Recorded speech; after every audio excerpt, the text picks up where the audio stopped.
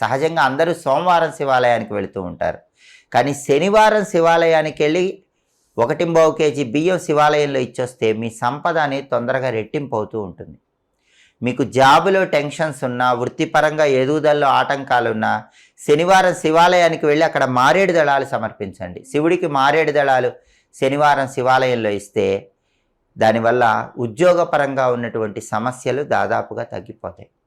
అలాగే శనివారం కొన్ని ప్రత్యేకమైన పుష్పాలతో పూజ చేస్తే ధనపరంగా కలిసి వస్తుంది. శనివారం చామంతి పూలతో కానీ గన్నేరు పూలతో కానీ ఇంట్లో పూజ చేసుకోండి.